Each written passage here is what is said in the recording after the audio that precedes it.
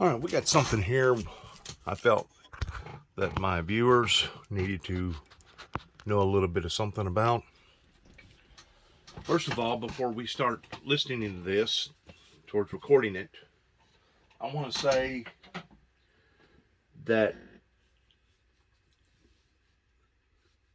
I know a lot of people have seen some of the things that I have done around in this area, especially in this area, for the past 2.5, 3 years, possibly a little longer, towards it being an invasion of trust or an invasion of privacy in some sort of way. And to some extent, I can understand the reason why a great deal of these churches have rebelled, retaliated against me coming into their audience because of those privacy concerns.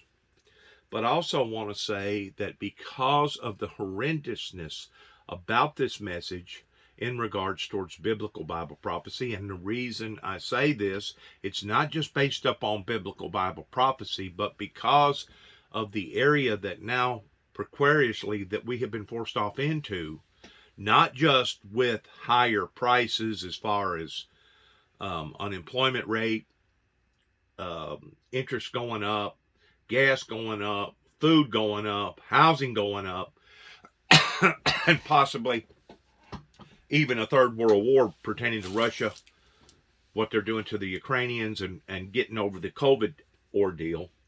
But by putting it all into one summary, one big box, and understanding the horrendousness of how vital, how crucial that this has all become just within the past few years in my life, because without me being able to explore and do a great deal of the research that I have done, it would basically leave everybody vulnerable to the point that we would all be left in a savagery type environment to where any and everybody could take advantage of us.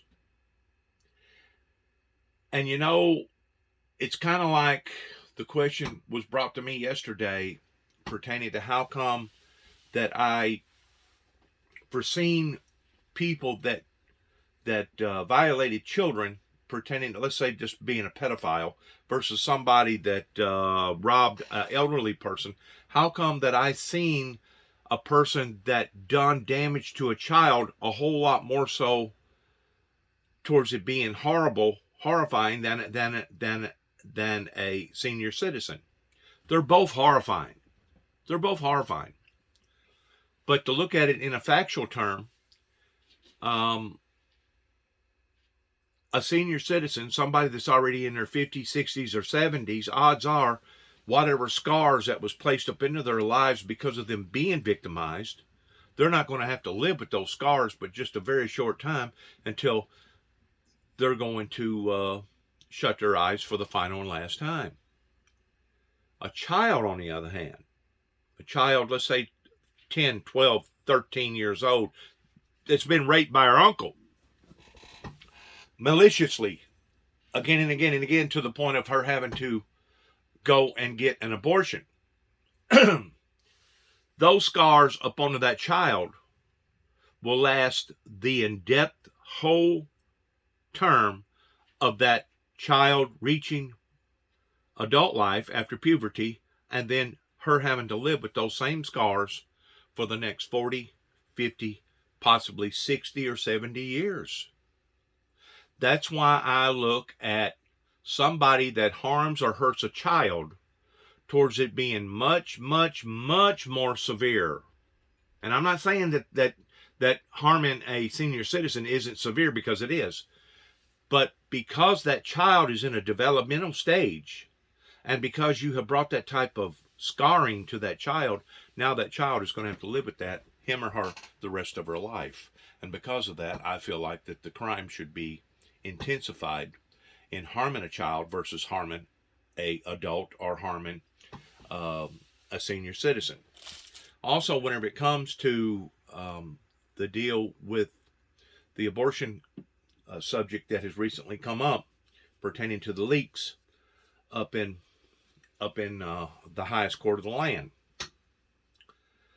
First of all, I want to say that under certain circumstances, it is favorable, not only in the eyes of man, but in the eyes of God. I believe, this is what I believe now, it is favorable for a female to have to go get an abortion based upon her own physical health or the child's health or both, depending upon the circumstances, taking it case by case toward just exactly what happened and how old they are, and et cetera, et cetera, et cetera. In other words, you got to look at all the details. You got to look at all the particulars in every case, because each case is going to be different. Under certain circumstances, I believe that God will, in fact, be more lenient under the doctor's care, under professional care, that if that girl or woman had to do something that abruptly, that ordinarily is not normal, I feel like that God, under certain circumstances, may be lenient. Kind of like the same way that I feel like under certain circumstances pertaining to assisted suicide, or even suicide in and of itself, that on certain cases, kind of like, I'm going to use this for an example, the people that was jumping out of the buildings in 9/11, with all that heat and all that smoke coming up into their atmosphere, that those people, I believe, are going to have more of a lenient type judgment than somebody that decides to take their life just because they lost a girlfriend or a boyfriend, or things just didn't go hunky-dory in their lives to the point that they went out here and maliciously took their own life.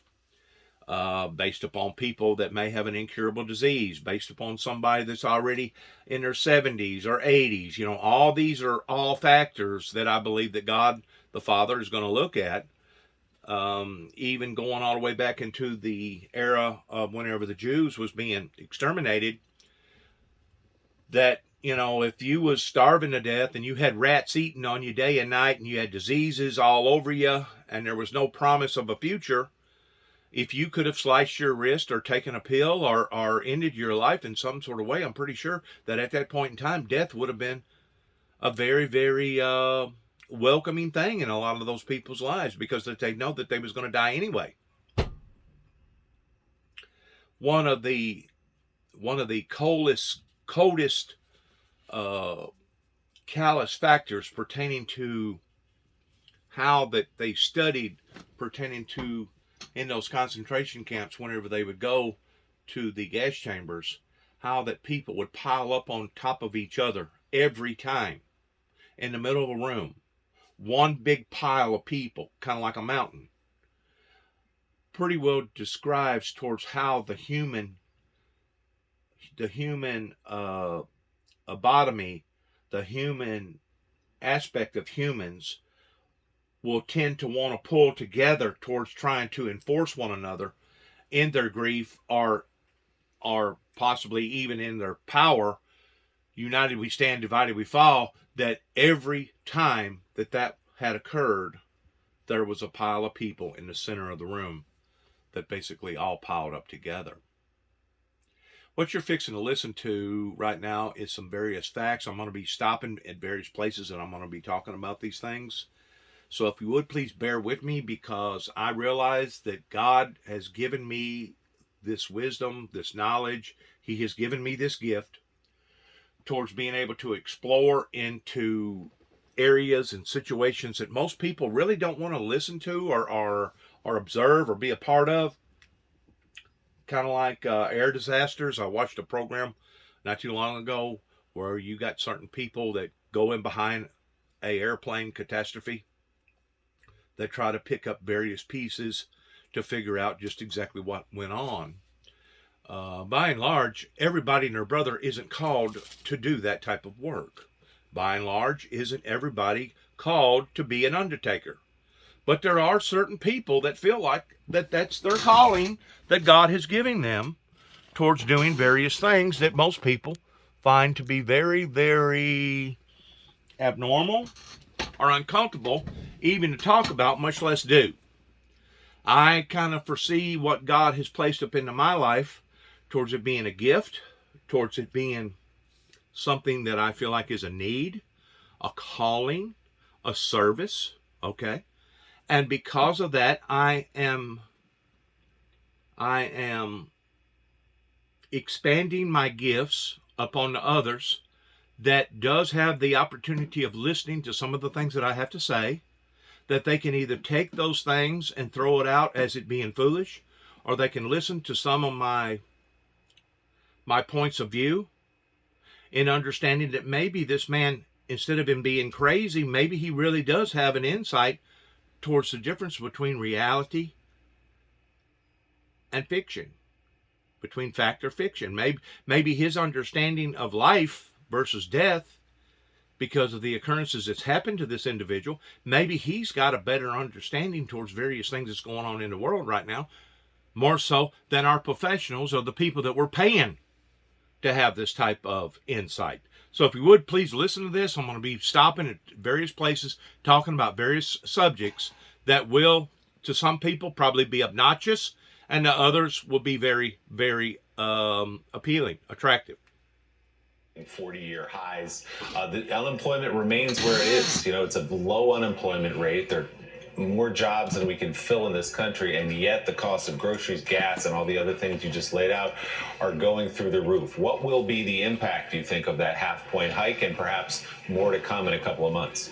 So there's no doubt, Willie. I mean, if the Fed is going to raise interest rates the way that it wants to, you will see costs of borrowing go up. You will see costs of lending go up. That means if you are carrying balances on anything from a home mortgage to an auto loan or even a credit card bill, those things will start to get more expensive. The curious part about this is if the interest rate picture continues to go higher, the U.S. government's cost of servicing its own debt will continue to go higher as well. All of those things are weighing on the Federal Reserve and, of course, the Treasury Department as well. Now, since they said that, my mind automatically went back to Greenspan, pertaining to certain people that to this day still is not held accountable for the things that has went on here in America in the past 30 some odd years. Even going back into the Carter era, in which they claimed that Jimmy Carter was one of the worst presidencies that America ever had. I feel like that under the circumstances, things was just unforeseeable and out of control during the time of Jimmy Carter's era, to the point that they wound up turning out the way that they did towards many, many thousands and hundreds of thousands of mama papa businesses, as well as mama papa farmers had to take a back seat in declaring bankruptcy and selling it to the conglomerates, to the bigger guys. You know, we went from a standard farm in the 70s to being basically between 250 acres to 500 acres, to now the standard farm is somewhere between 1,500 acres up to maybe 35 or 4,500 acres, okay? Because it got pushed up to the people that could stand that type of a lick and still survive it. What's going on today is basically a reenactment of the same thing that went on during the Jimmy Carter era, pertaining to interest that I feel like is contrary to the areas that we should be going off into, because all it's going to be doing is adding insult to misery. And if you get to looking at it from a fundamental standpoint, it's all based around a rich man's game, because ultimately, whenever the smaller people start falling through the cracks, there's always going to be those that was fortunate enough to come in behind them and prosper off of other people's grief. It's a shift. Whenever Poisonous Putin said that the ground just got through shifting up underneath people's feet, they don't realize how that the ground truly has shifted. And it's not just shifted for the Ukrainians. It has shifted for the world in general, because now everybody is having to reassess, because between the COVID and the war in Ukraine, it has basically accelerated the things that we thought that we was going to have to be dealing with 10, 12, 15, 20 years from now, kind of like the things of the environmental changes pertaining to the global, the ice melting, et cetera, et cetera, et cetera. It's like everything all of a sudden has accelerated, and now everybody is shuffling around towards not really knowing what to do. And in the meantime, there's going to be collateral damage in all this. Trust me, there was collateral damage in the 70s. It caused my father eventually to have to file bankruptcy on a 5-acre piece of property, having 4 tractors, 2 combines, 2 cotton pickers, and 4 boys. And that was being raised up on a farm, and that was truck patching, raising cows, raising pigs, various things that, I mean, we was hard workers. We really, really put forth the effort towards trying to be successful. And because the odds just stacked against us, it was just basically impossible. And the thing about it is, it wasn't just us. It was thousands upon thousands of other people that fell through those same cracks that just couldn't make it. Especially whenever gas went from 27 cents a gallon to 67 cents a gallon, and interest rate went from 16% interest rate up to 22 and 24% interest rate during that era. Well, now we're looking at the same type of scenario. It may be hit and miss in different areas in different places, but it's still accomplishing the same thing by bringing a bunch of people down to their knees. They're falling through the cracks. And obviously the people that's going to be able to pick up these pieces and move on are going to be just like those mega multi-farmers that went from farming 250 to 500 acre farms to now 2,500 acre to some of them 6,000 acre farms. Everything advanced. Everything got bigger. You went from a regular hometown department store to, let's say, Walmart, pertaining to it being a convenient hardware, and do nails and cut hair and get you drugs and be able to buy shoes on one end, and garden accessories on the other, from jewelry to clothing to sporting goods. Okay? You put all that under the same roof for conveniences, which way's people going to go? They're going to go towards the conveniences. That way they don't have to go to multiple stores to be able to buy the same package. I tend to wonder if that's what's happening on a bigger scale, pertaining to every time we go through this rotation of seeing horrifying things happening to people's lives. And once more, I'm just not talking about what's going on in Russia pertaining to the Ukrainians. I'm talking about in general pertaining to the world being strained right now, that anytime we have to make a shift, there's going to be collateral damage. There's going to be innocent men, women, and children that are going to suffer on account of this, because we have lost our vision towards how to maintenance and maintain our affairs in making sure and preventing from something like this ever happening again. It just so happens today, now it's happening more on a global, international scale, to where whenever the people went through it back in the late 60s and the early 70s, that I can still very, very well remember, it was handled more on a national scale, on a local scale, more so than it was today on an international scale. So the things that they're talking about are important, and it may not be important to other people until after it's too late. You know, after you've lost your car, after you've lost your health, after you've lost your job, after you've lost your home, after you've lost your lifestyle, then you're going to probably start to thinking, well, maybe I should have been more concerned about the same things that this individual was more concerned about during the time that he was trying to help us and not hurt us. Maybe that's whenever I should have maybe taken a little bit more interest in the things that was going on, not only locally, but also internationally. So please, I'm asking, if you would, pay very, very close attention to the things that we're dealing with today in, what is this, May the 5th, 2022, something like that. May the 6th, May the 5th, something like that. But anyways, please pay attention to the things that are going on, because this very well is and could be and probably is going to be affecting your life in some form or fashion. Please listen. The curious issue that's being raised right now by a lot of folks on Wall Street is whether or not that inflation picture or the jobs picture can be altered in a way that would change the Fed's course.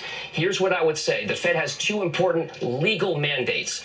Price stability, which you can argue is not happening right now, right? Because you, as you point out, Willie, have inflation at 40-year highs. The other mandate is full employment. You are right now closer to that full employment picture, so the Fed may feel though as it has runway to actually continue on interest rate hikes to stem the inflation or price stability side of things. But yes, Americans from Main Street to Wall Street to K Street will all be seeing higher costs of carrying balances going forward.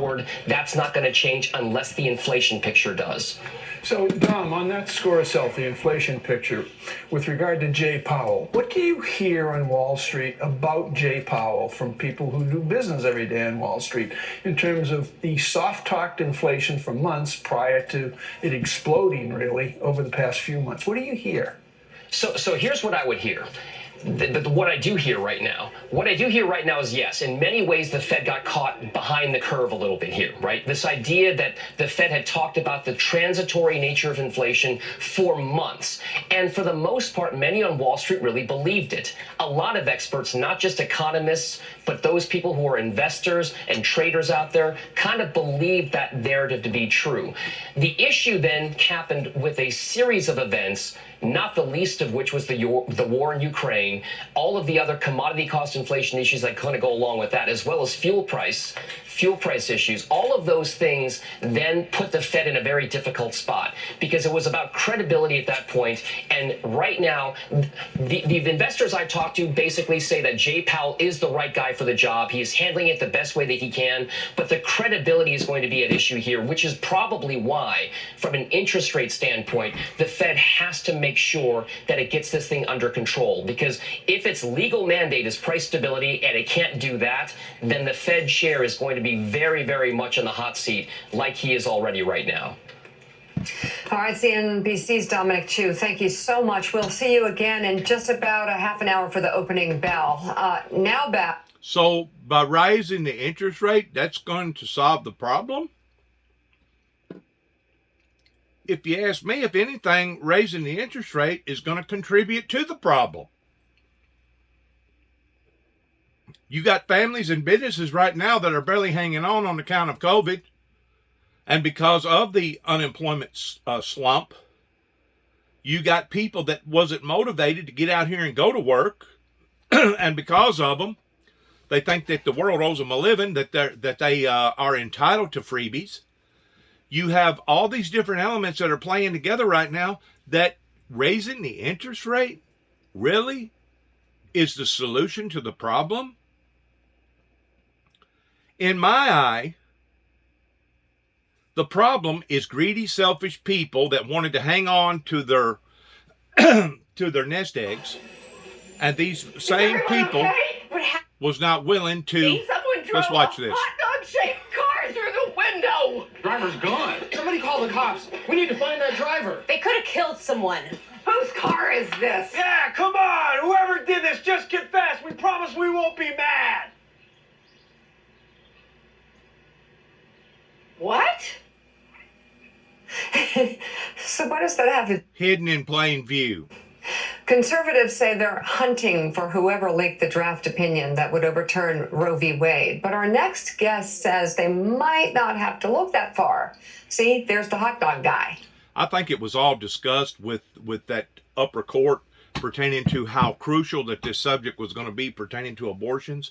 And I think personally that they throwed it out there intentionally, knowing that they was trying to get some sort of a yardstick or some sort of a thermometer degree towards knowing which way that they should go, because they're not only being pressured by the young girls pertaining to the abortion, but they're also being pressured now by seeing these natural catastrophes that are continually hitting America again and again and again, that are being bombarded, that is costing not only financially, but costing in human toll. And because of it, I think finally maybe some of our courts are starting to wake up in realizing that, hey, maybe we're not as in control of things here in America as much as we would like to believe or convince ourselves that we have been in. In other words, under a conscientious objective, I feel like that the courts now are starting to reevaluate their decisions because there is a higher power other than just our courts. There is a higher power other than just the presidency ship pertaining to the position that the president of the United States holds or any other president upon any other country that holds. There is a higher power. And until we're willing to recognize that and be obedient to that, we're going to see consequences continue to happen in people's lives and continually happening on a global international scale like we've never seen before. Massive infraction on the court to an act like this is being investigated by the marshal. Judge Roberts saying he's looking for the person who did this. How do we know it's a person, one person only? And how do we know it's someone directly related to the court or perhaps more people? I just think there's a lot of different questions that people are making assumptions from the get. It's a gimmick. It's a gimmick, and they know that they've been put in a squeeze, and because of it, they was testing the waters to see just exactly where they might stand in making their decision. That's exactly what happened here. To talk about the substance of Roe being overturned. So the leak became the message. And Mitch McConnell was all but explicit saying, we want to talk about the leak. We don't want to talk about abortion rights. We don't want to talk about Roe.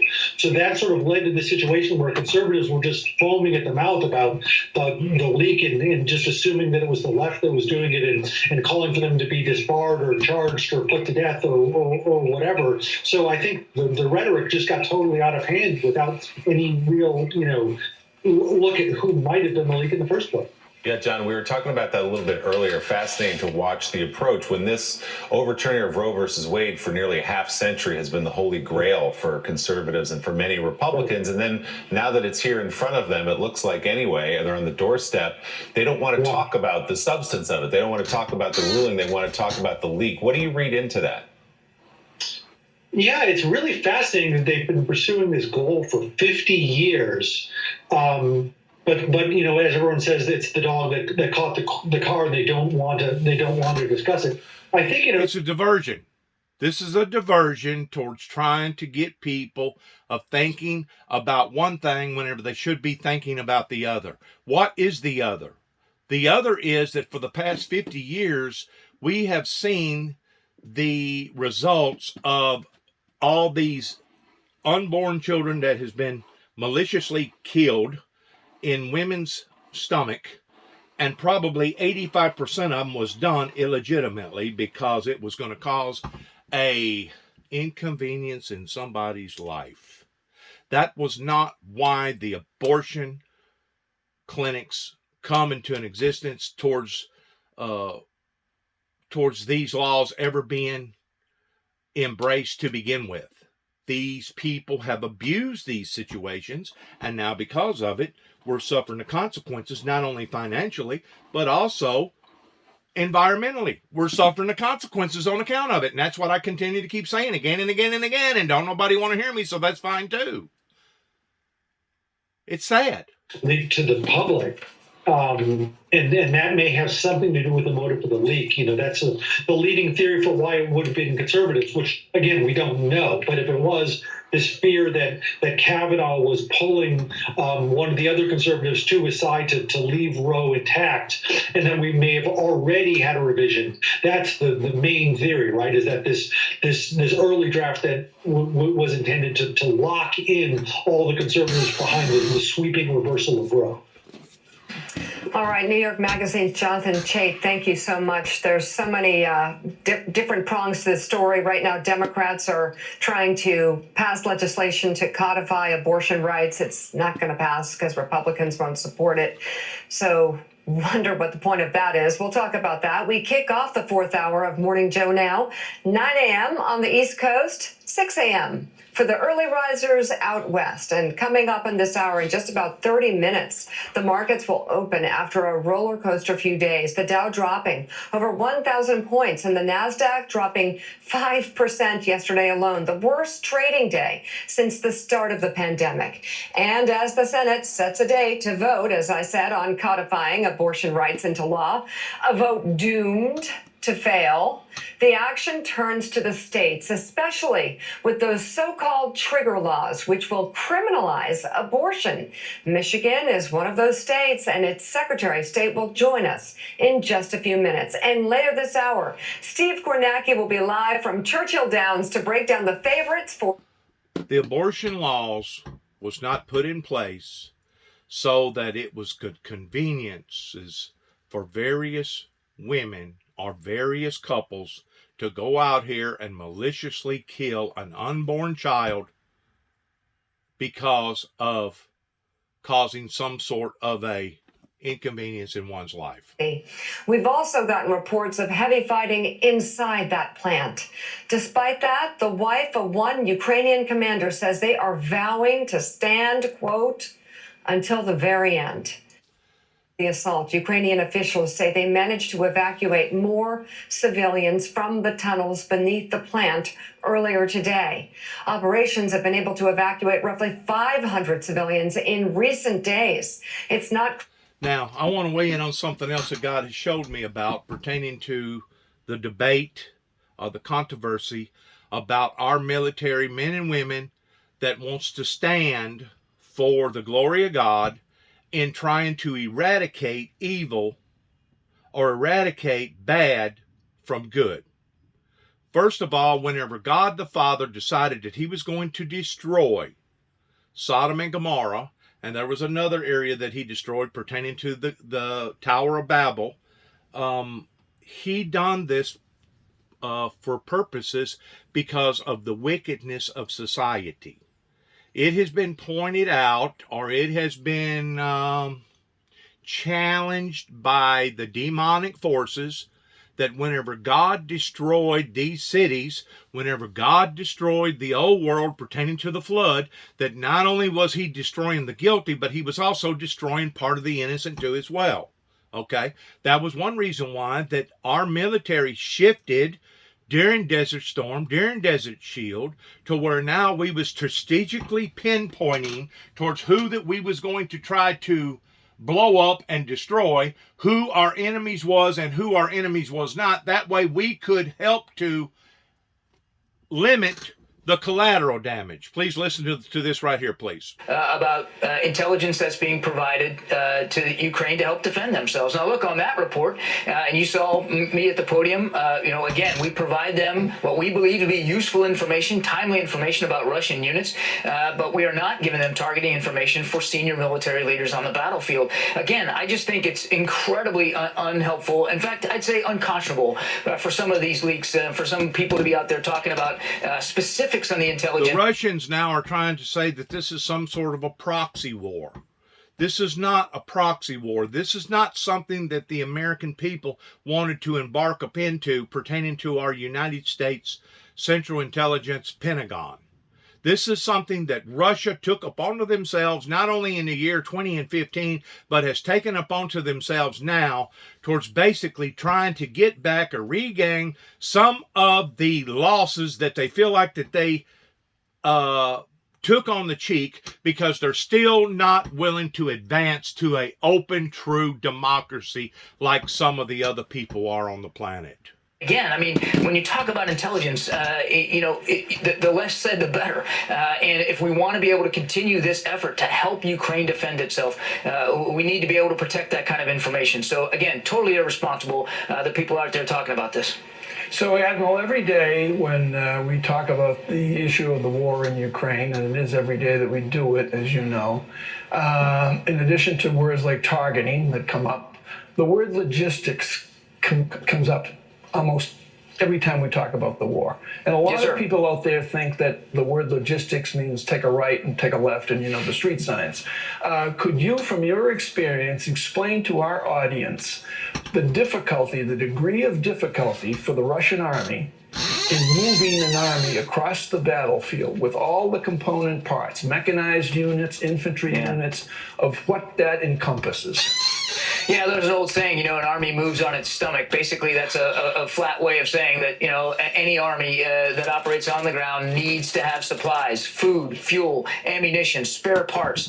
And if you don't properly plan to have that material available to your army as it tries to move forward, then you won't be able to move forward anymore, or at least you won't be able to move forward as far as you want. And frankly, Mike, that's what we're seeing in the Donbass right now. The Russians have made uneven, sort of incremental progress, not very far, not very fast. And one of the things we believe that's the case is because we think they are worried about getting too far out ahead of their supply lines. They did that in Kyiv, and it cost them the battle. At least that was part of the reason it cost them the battle. And so they're still trying to figure out and fix their logistics and sustainment issues. They don't have a very nimble process for providing support and reinforcements and resupply to their troops in the field. They use, roads, paved roads. They use railroads. And they don't have a very nimble process such as like we do.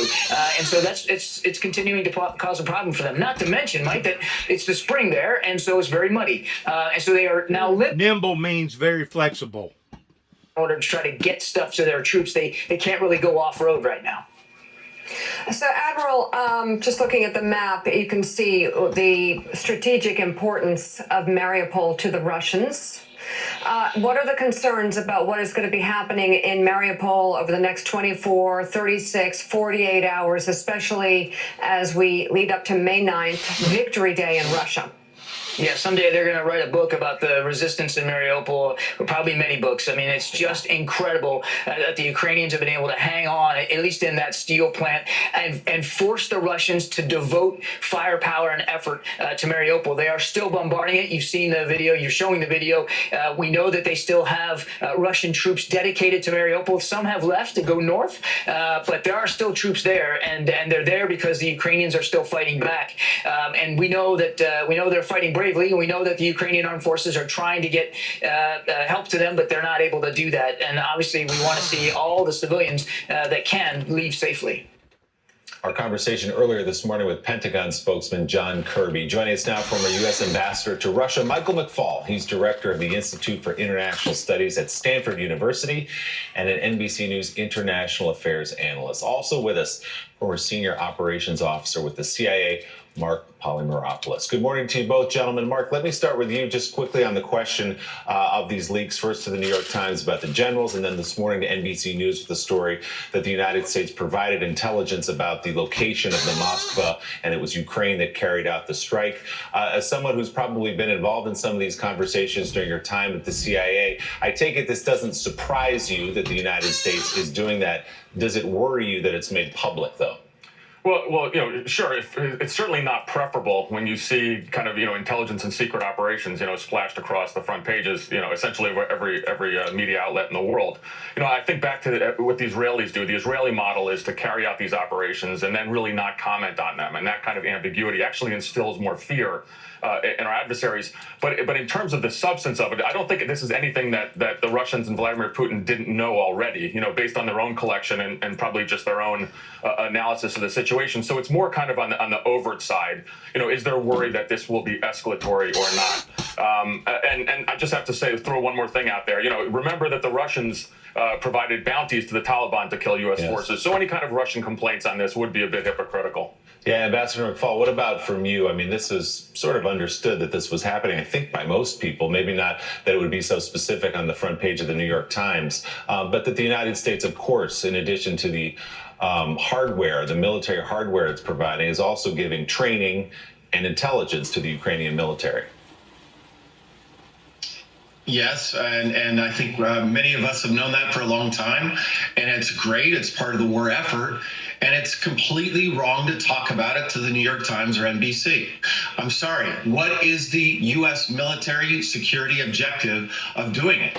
All it does is fuel the flame inside Russia that this is a proxy war. But two, there's another piece of this. It makes the Ukrainians look like they can't fight this war on their own. They don't like it. I know that for a fact. So I worked in the government for 5 years. I read secret intelligence every single day. I was shocked when somebody just couldn't help themselves to talk to reporters. And I get that it's the reporter's job to try to get this reporting, but I think it is wrong and it is illegal to leak classified information unless you're authorized to do so. And if you listen to Admiral Curry just now, it doesn't sound like he was too thrilled with whoever is giving this information to the press.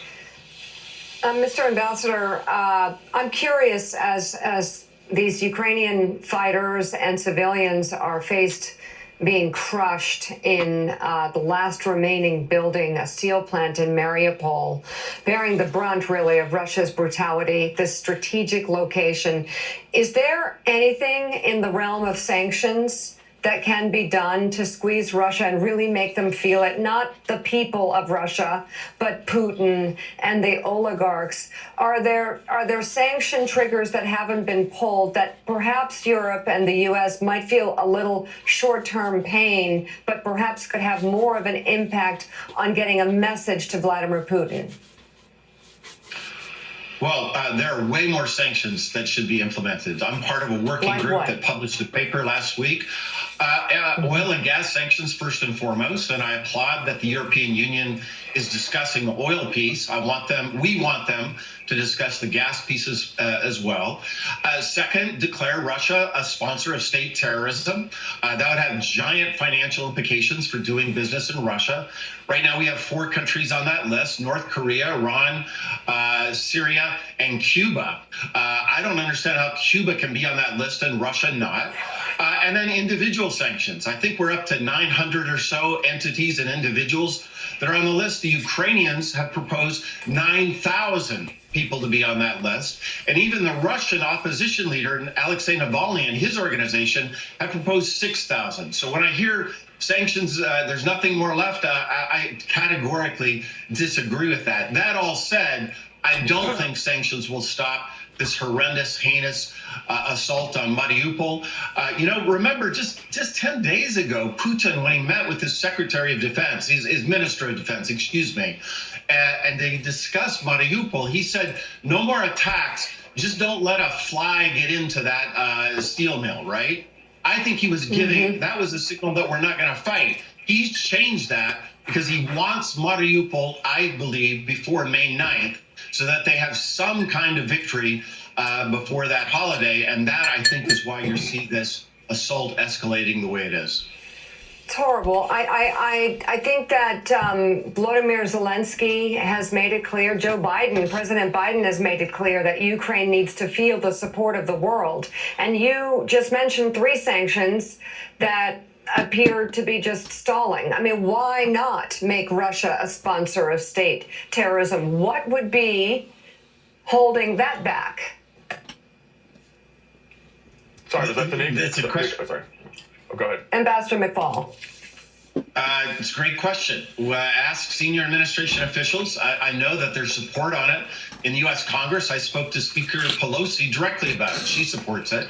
And Mika, there's more sanctions too. There's financial sanctions. There's all kinds of loopholes in the financial sanctions that we've put in place. There's oligarchs, Patanin, one of the closest oligarchs to Putin, still is not on the list. So, my message is it's great what's been done in the past. And every week that Russia is still invading Ukraine, there need to be new sanctions. And think of it this way. It's like a parking ticket, right? Here in Stanford, if you park in the wrong place, you get a ticket that day. But if your car's still there the next day, guess what? You get another ticket. And I think that ratcheting concept is what we need with sanctions until Putin finally leaves Ukraine. Mark, as you certainly know, human nature is endlessly fascinating. And in this ongoing saga of the story of the intelligence leaks that appear in the front pages of our newspapers, my question to you is, the Russians have had to have known the capacity of American intelligence along the route of this war. But there was one intelligence leak that was given out clearly by human beings, either in the Pentagon or out in Langley or perhaps at the State Department, about the targeting of Russian generals. What effect, if any, do you think that has internally in Moscow? So what a great question, because, for the last 20 years, the U.S. intelligence community and special operations forces have really perfected this art of manhunting. And, some people get uncomfortable talking about this, but the fact is that with our human intelligence capabilities, signal intelligence, and also ISR, eyes in the sky, we had a pretty unique track record of hunting down Al-Qaeda. And so when you start talking about this in terms of, support to Ukraine, and I agree, it's not a great thing at all to be discussing this, but it certainly will cause some nervousness within Moscow and certainly within the Russian military, because if Russian generals go on the front line, and they have been, and they've been getting killed in droves, they are at risk. So there is, in some aspect, a deterrent factor that the U.S., or the allies, as they help the Ukrainians, they can track, these Russian generals when they go to the front. Again, I'm not a proponent of this whatsoever in terms of the leaks, but they happened, and so some positive of this is that this will cause some great worry within the Russian military. Mark, obviously, United States aid, intelligence, equipment, all of it is having a huge impact on this war. But let's give credit where it's due to the Ukrainian military. What have you seen over the last couple of months in terms of first pushing Russia back away from Kyiv, holding its own in the Donbass right now, and also, as you point out, targeting some of these key military leaders that's impressed you? Well, I think that, the record of the Ukrainian special operations and intelligence services has been extraordinary. There's going to be, within the weeks, months, and years to come, some incredible, reporting on this. Don't forget, starting in 2014, of course, just up until the war started, the Ukrainian military and their intelligence community has been in the East. And so I think you can take a look at and almost consider that it was a lab experiment, taking a look at the Russian military, their tactics, their techniques, electronic warfare, and they learned a tremendous amount. And I think one of the things we have to, be a bit concerned about is all this talk of U.S., military and intelligence assistance, that it doesn't diminish, the spectacular performance of the Ukrainian special operations and intelligence community personnel. They are on the front lines. They are doing it. The U.S. and NATO is a complementary effort, but let's give credit where credit's due. All right, retired CIA operations officer Mark Polymeropoulos and former Ambassador Mike McFaul, thank you both very much for being on this morning. Appreciate it. And coming up this hour, quote, "We mourn and then we fight." That's what Michigan's Secretary of State said after the Supreme Court leak on the opinion overturning Roe v. Wade. We'll talk to her about what that fight will look like at the ballot box. Plus, we're watching Wall Street after the Dow and NASDAQ had their worst days since 2020. And later, we're going live to Louisville, where Steve Kornacki will preview this weekend's Kentucky Derby. Morning, Joe. All right, let me go back to what I was talking about earlier pertaining to surgically attacking Al-Qaeda, pertaining to the Taliban, pertaining to the terrorists during Desert Storm and Desert Shield. First of all, that was a whole new concept pertaining to military strategies. Up until then, it's basically been all for one and one for all. I mean, World War II, the Korean War, the Vietnam War. Those was very, very brutal, intense wars that basically combated not only the enemy, but also the collateral damage around those enemies. Today, we are trying to be more conscientiously objective to the innocent based upon the fact that men, women, and children that don't have nothing to do with the military don't really deserve to die. But it's their government that we're after, not necessarily their people, okay? Let's go back to what I was talking about pertaining to God being accused of killing innocent men, women, and children that was not either they was too old to be sinning or that they wasn't young enough to be sinning, that whenever God destroyed the old world and whenever God destroyed the tower and whenever God destroyed Sodom and Gomorrah, he has been accused of basically doing the same thing towards killing innocent men, women, and children. That's the reason why the book of Revelations was created. That's the reason why it says that in the last days that God will strategically pick or separate the sheep from the goats pertaining to the guilty versus the innocent.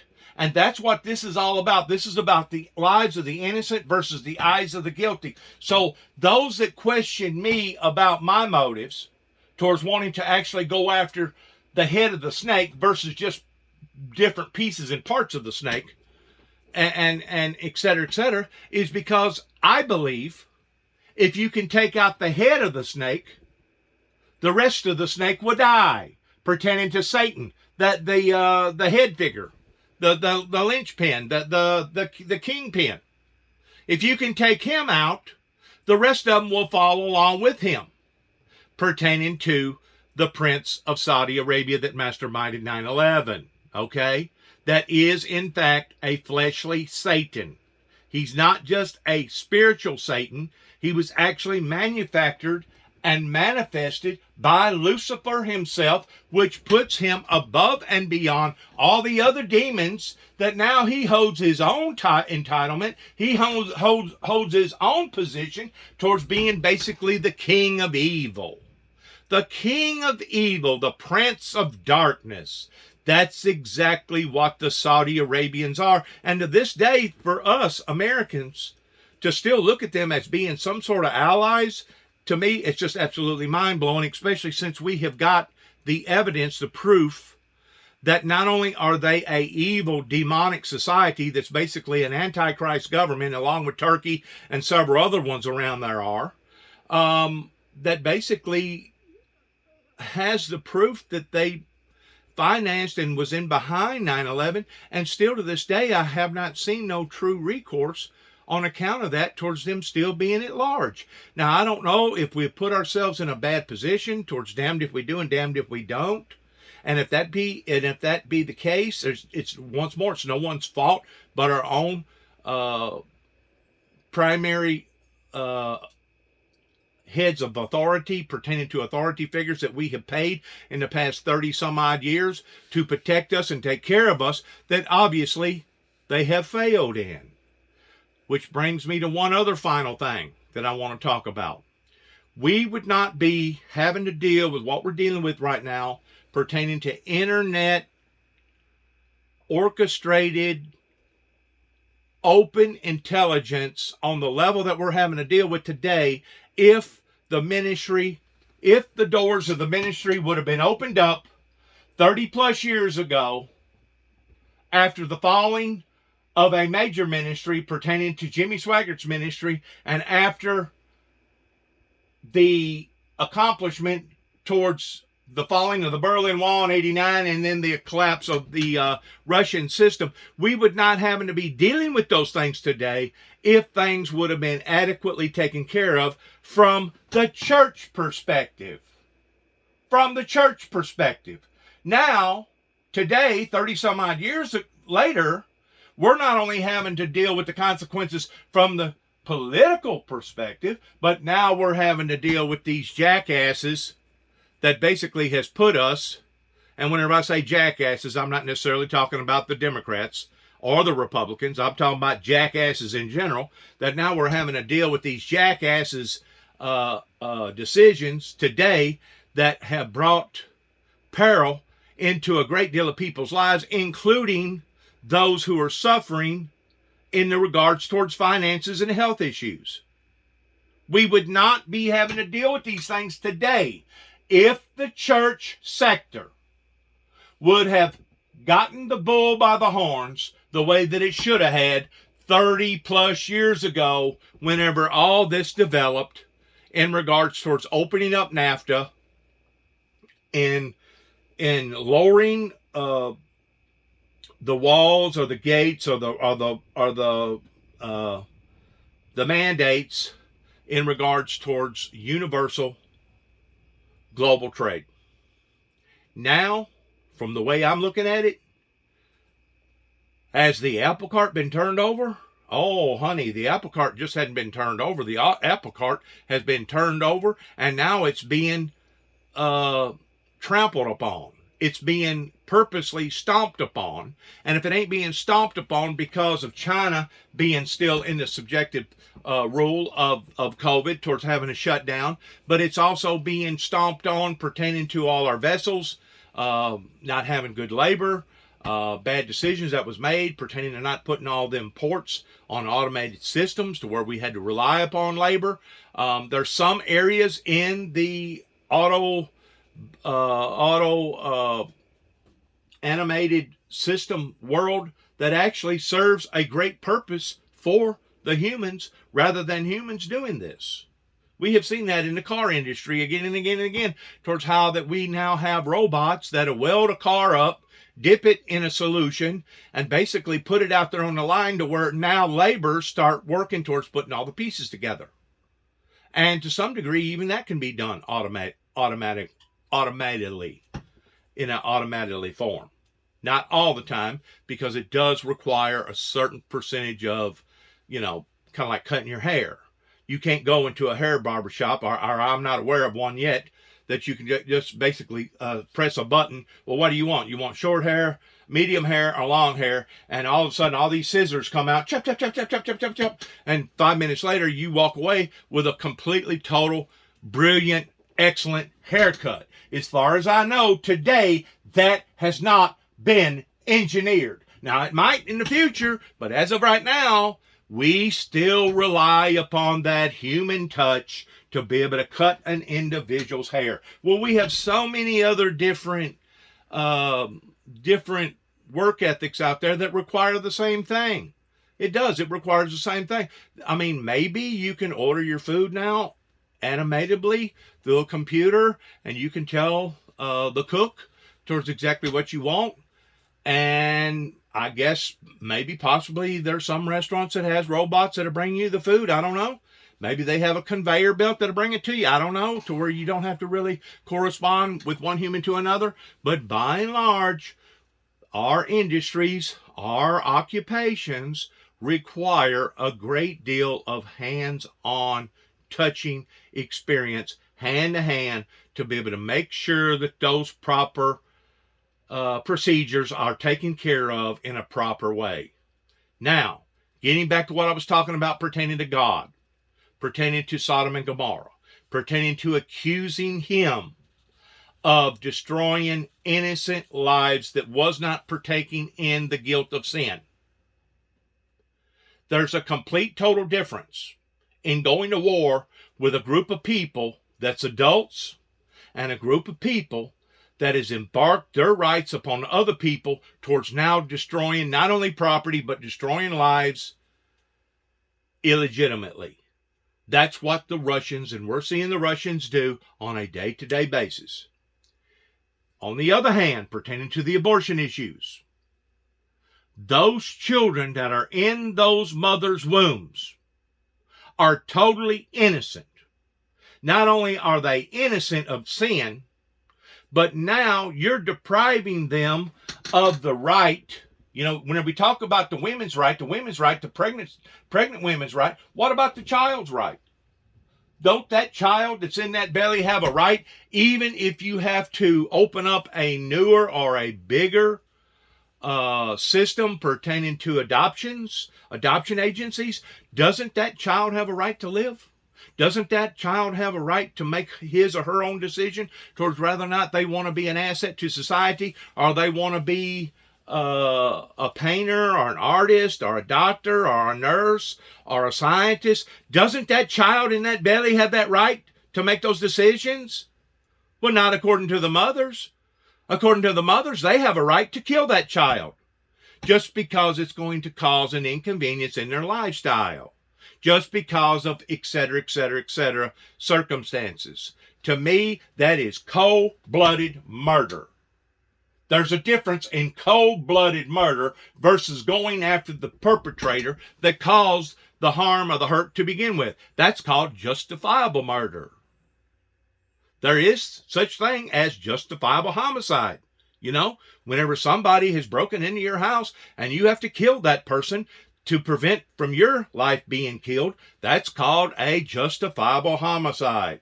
Why is it called a justifiable homicide? Because there was guilt involved.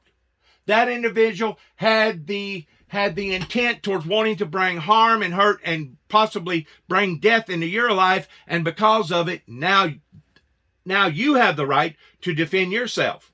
What President Putin is doing, he has stepped over the line. And now he does not surgically pinpoint towards who that he's going to attack pertaining to the military over in Ukraine. But now he's attacking schools. He's attacking hospitals, maternity wards. He's attacking kindergartens, recess playground material. He's attacking any and everything that he can. That's the difference between what's going on then, today, right now, versus what went on with us over in the Ukrainian, Iraqian Desert Storm and Desert Shield. Now, getting back to one other thing pertaining to this pertaining to the leaks, and I'm not necessarily talking about the leaks pertaining to the high Supreme Court. I think that was done intentionally, and I think that they talked about it, and I think this was a way of testing the waters, okay? I think that was done. They can say whatever they want to say. Oh, it's unethical. Oh, it's ungodly. Oh, they've broken the cardinal rule. They can say whatever they want to say, but looking through the smoke screen, I think it was done intentionally because it is such of a critical, dominant decision that the courts now are fixing to have to make in regards towards abortions. Abortions is wrong if you're doing it just for the pleasure of doing it. If you're doing it because of the mother's health of the child, that's different. You're going from doing something on an emergency level towards now doing it for pleasurable purposes. That's the difference. In ending, in what I want to say here, the scars of the past are still haunting us today pertaining to the future. Okay? And I can be, I can be the messenger on the wall towards telling people the who, the what, the when, and the why towards what has happened in the past regarding of the circumstances that we're all dealing with today. There's a completely total opposite difference between guilt and innocence. Just like there's a completely total difference between good and bad, right and wrong. There's no doubt, because things was mishandled pertaining to opening this up in a democratic type environment on a global scale, there's no doubt there's going to be severe consequences because things was not handled on an appropriate level pertaining to Bush Sr.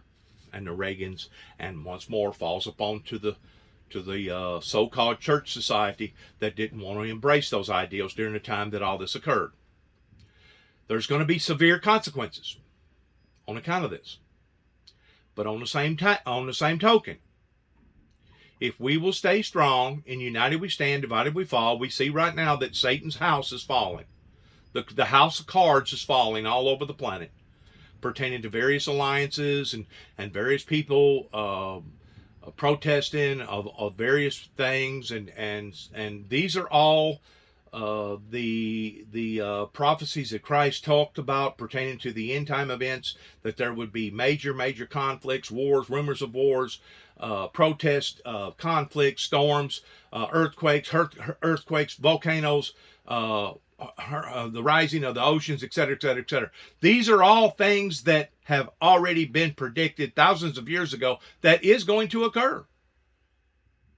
But at the same time, there's also another element in the Bible where it talks about that God will pour out his Spirit upon all flesh in the last days, and that there will be a great revival in the last days.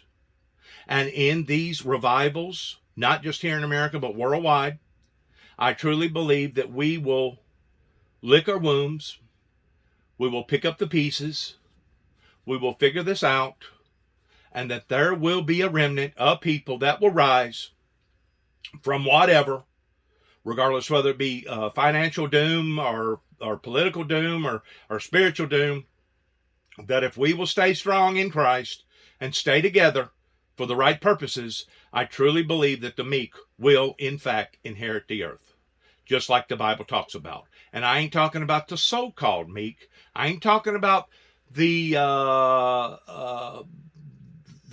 commercialized churches. I'm talking about the real church. The real churches of today will come out of this miraculously only because of the mercy in the hand of the Lord Jesus Christ. Only because of that. Because if we're going to handle these things on our level, pertaining to our understanding, we're already defeated. We're already doomed. But that's just it. We have to put it in the hands of the Lord and let Him give us the insight, give us the motivations, give us the fortitude, give us the understanding of what has occurred and what don't need to occur again, and reconform. Go back, just like the Bible talks about. Go back to the altar. Get your life right with Christ. Quit fooling around. Quit being lukewarm. And go at this thing in a different perspective. And if we do, I truly believe that not only America will prosper, but the whole world will prosper if they'll only awaken and do the right thing. Now, if they don't do the right thing, then as I have said before, and I'll say again, that God is the type of God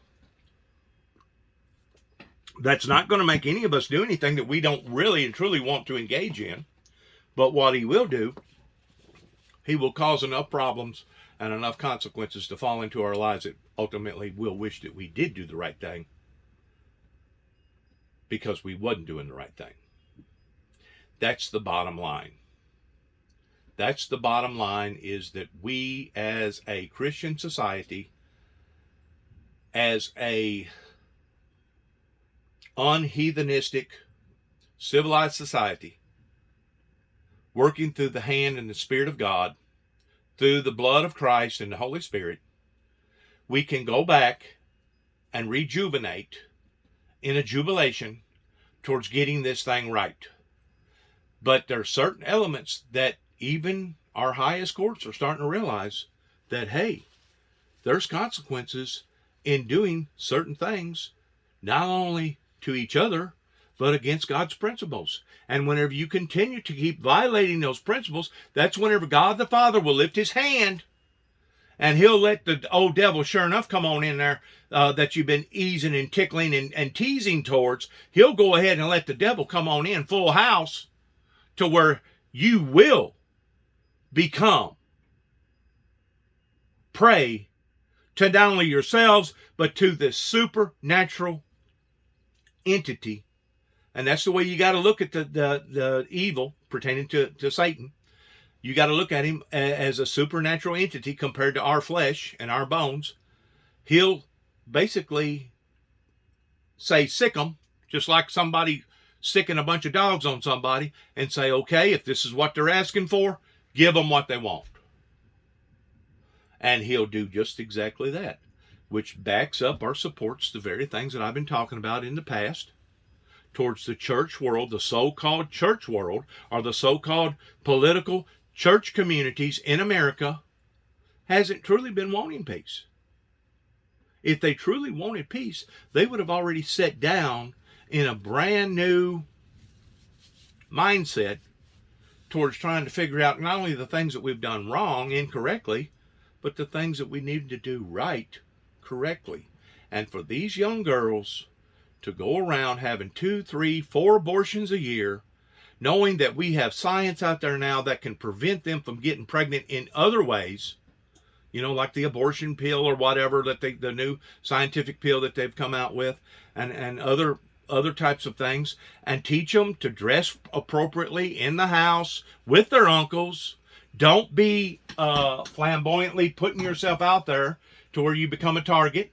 And we also got to teach the young men that, hey, just because you see something that looks attractive, if it looks shiny like it's gold, don't necessarily mean that you have to go after it, kind of like fool's gold, to teach them how to sustain themselves in front of other attractive figures, regardless whether it's male or female, to be able to have good morals and good standards with God and with each other.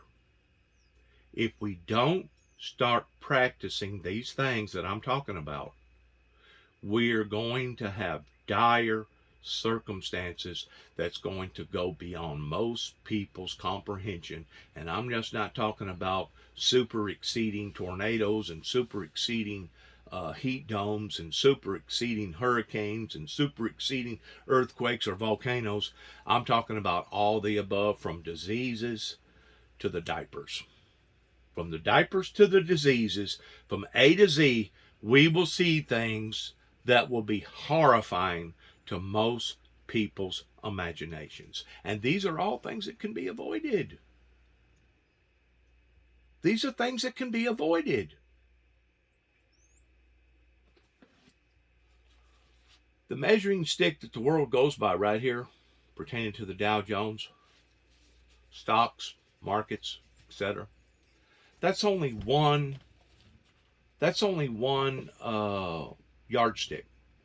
That's only one way of being able to measure the prosperity of the losses or the gains pertaining to wide world global entrepreneurs, where the rich is taking care of the rich, and where they're basically banking on this industry growing, basically this industry dying. This is only one yardstick. There's another yardstick, just like the high courts. There's somebody else that's higher than the highest courts of all any other land, including Russia, which is the Almighty, which is the Creator.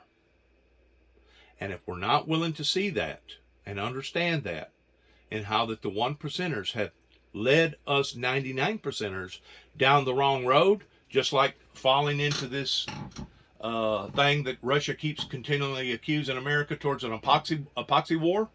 If we cannot open our eyes to what that they're dangling in front of us in the distractions, and that's exactly what it is, it's distractions.